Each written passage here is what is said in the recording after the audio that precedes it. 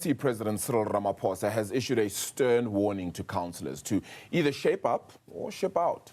Ramaphosa was addressing a meeting of over 4,500 councillors from the party in Johannesburg yesterday. It comes ahead of next year's local government elections. Meanwhile, the chairperson of the party, that's Gwede Mantashe, says councillors in South African municipalities lack capacity, and highlighting service delivery, which is still remaining a challenge.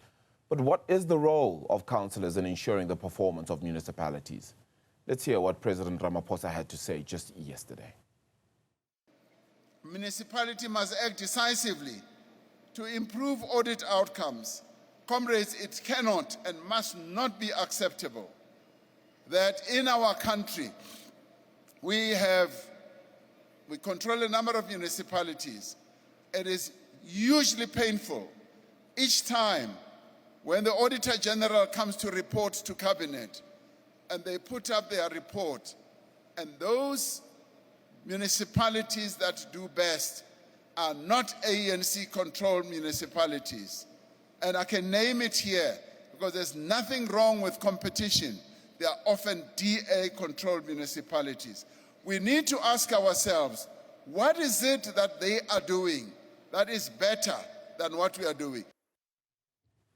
Zukiswa, Kota, steering committee member of the Open Government Partnership and coordinator of the Imaliyetu Coalition for Open Budgets from Rhodes University, joins us now to get a hold of this conversation. Zukiswa, let's get your initial reactions to what was said by President Cyril Ramaphosa yesterday, that admittance of ultimately failure compared to the Democratic Alliance, and what we have to term a galvanizing call of some sort to those councillors. Thanks, Arabile. I think an immediate response is really that the president, in announcing what he says or sharing what he says, is sharing fact for the most part. None of it should be surprising in as far as some of the specific service delivery and accountability issues. So it perhaps from a political perspective, there may be surprises for people in the way that he's made the pronouncements. But in essence, there isn't anything new or particularly surprising in what he's shared. Yeah, I mean, did that galvanize, though? Do you think it got people at least riled up, feeling uncomfortable as the ANC and ready to do some work? Because the proof of the pudding is going to be in the eating, right? And is it just too short a time span to the local government elections to prove anything? And is service delivery just not happening? And so failure is almost inevitable? I mean, in the first instance, the galvanizing effect, if that was the intention, depends largely on the kind of culture of the institution, the culture not only of the ANC as a political party and its internal democratic structures and internal party dynamics, but perhaps just to take a step outside of the political party, it also very much is dependent on the institutional cultures across municipalities and in councils. Is it galvanizing? Is it shocking? Or are people just disgruntled and unhappy about the truths that are being spoken? Is maybe a question that should be actually raised with those that were in that space.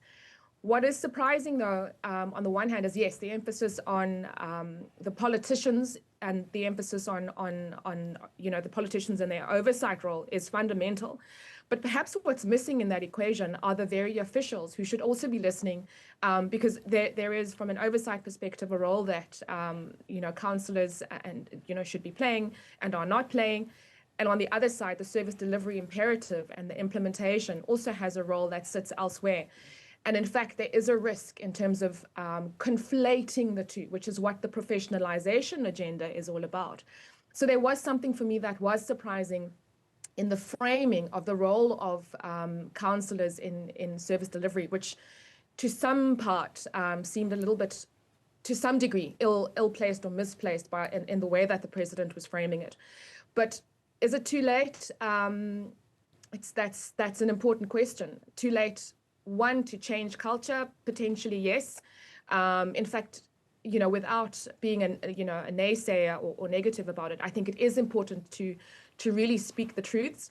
But it shouldn't be at this point, this close to the local government elections, and it shouldn't be tied really to elections if it is about meaningful change in the context of local government, which is dire. So it's not about making people happy or unhappy or shocking them. It's about actually realizing the fundamental truths, which are about a local government that is failing people, very often, in relation to human rights and life and death situations, quite frankly.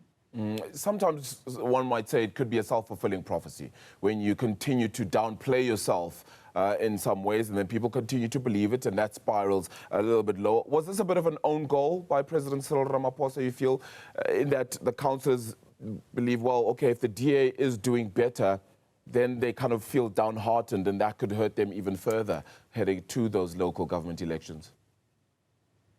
You know, the president, well, yeah, he raises this notion of competition. And without a doubt, complacency has been a fundamental problem, not only in relation to, councillors and their role, but quite frankly, complacency in many sectors or in many areas of the public service.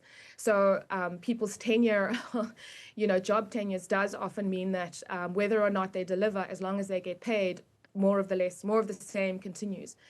And so if there are specific ways that this level of complacency can be challenged, whether it is about really heads on the block, people being asked to step down, being made to step down if they're not fulfilling their oversight roles as they should as councillors, not listening to their communities, not engaging with their communities, not holding council meetings or committee meetings, ward committee meetings, and so on.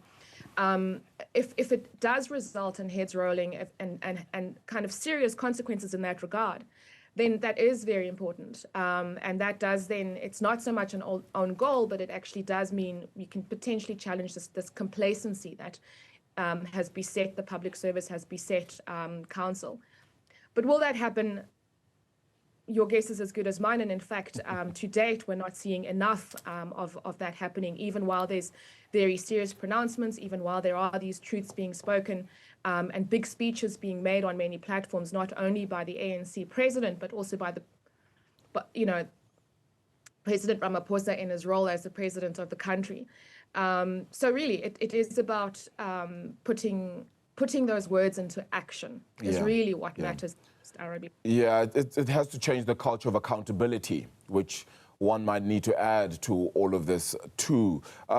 Let's talk about the role of councillors as well in service delivery, because we always have these conversations perhaps with the Premier, with the Johannesburg Mayor, and yes, the buck ultimately stops with President Cyril Ramaphosa. But these councillors are at the forefront, the very edge of this basic service delivery that either fails or succeeds. And when you have potholes on roads, when you have no water in particular areas, it really is up to them, right? It is their duty, their responsibility to be getting things done.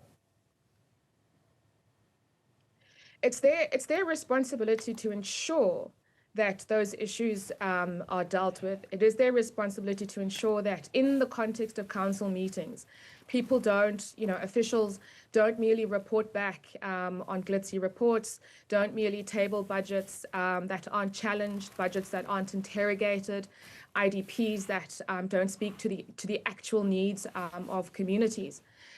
It is also municipal councillors' roles to oversee the finances of municipalities, and very often the links between plans and finances and ultimately whether services are delivered or not is ignored or isn't adequately taken into account.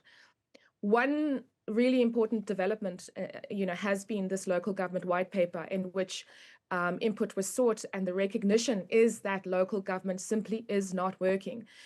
Neither the accountability mechanisms nor the oversight structures are simply not responding to people's needs. And then, of course, we have the problematic funding structures of local government.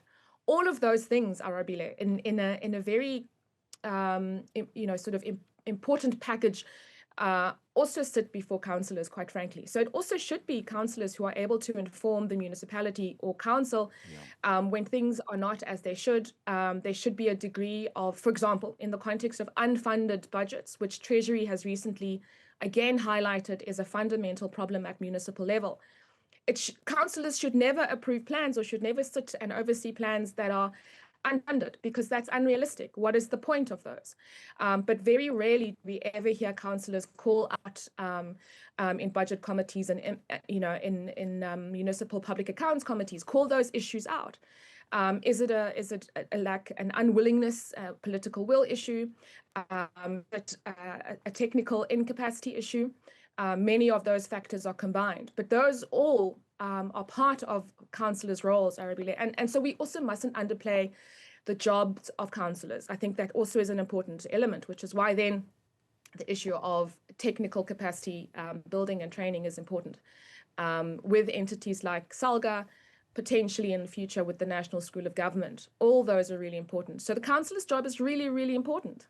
Yeah, I couldn't have said it better myself. And I mean, with the ANC now requiring councillors to have some form of education or mandatory training in place, it kind of tells you the need of understanding what your role is and the growing need for you to really be fully integrated into what it is you're trying to put forward, whether it be for the party, but certainly for your citizens. Zukiswa, really appreciate